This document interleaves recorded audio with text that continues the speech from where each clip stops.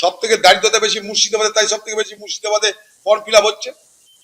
Form fill up দেখে তো বোঝা যায় মানুষের অভাব অনটন দারিদ্রতা কোথায় পৌঁছেছে। আমরা তো বরাবরই কথাটাই বলছি। আপনি তো প্রমাণ করে দিলেন এই বাংলায় আপনি কিছু করেননি গত 15 বছরে, রুটি রুজির কোনো ব্যবস্থা করেননি। বাংলায় বেকার যুবকের সংখ্যা দিনের পর দিন হু হু করে বেড়ে চলেছে। এটা আমরা বলেছি, আপনি বলেছেন না, আমরা নাকি মিথ্যা কথা বলি। আচ্ছা কি প্রমাণ হচ্ছে? কোথায় শিল্প নিয়ে আলোচনা? বাংলার ভবিষ্যৎ নিয়ে কোথায় আলোচনা হচ্ছে বলুন? বাংলার কৃষি নিয়ে কোথায় আলোচনা হচ্ছে? বাংলার স্বাস্থ্য নিয়ে কোথায় আলোচনা হচ্ছে?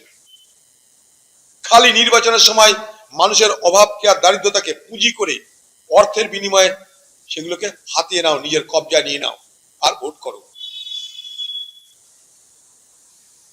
পশ্চিমবঙ্গে নতুন করে বিভাজনের রাজনীতি তৈরির ব্যবস্থা হচ্ছে। একদিকে যেমন রথের কথা শুনছি আমরা, আরেকদিকে বিহার থেকে খবর আসছে যে মাছ মাংস বন্ধ করে দেওয়া হচ্ছে বিহারে। পশ্চিমবঙ্গের আমরা বাঙালি মানুষ, পশ্চিমবঙ্গের আমরা সাধারণ মানুষ, আমরা মাংসাশী, আমরা মাছ খাই, মাংস খাই। এ বাংলায় এসব হতে দেওয়া হবে না।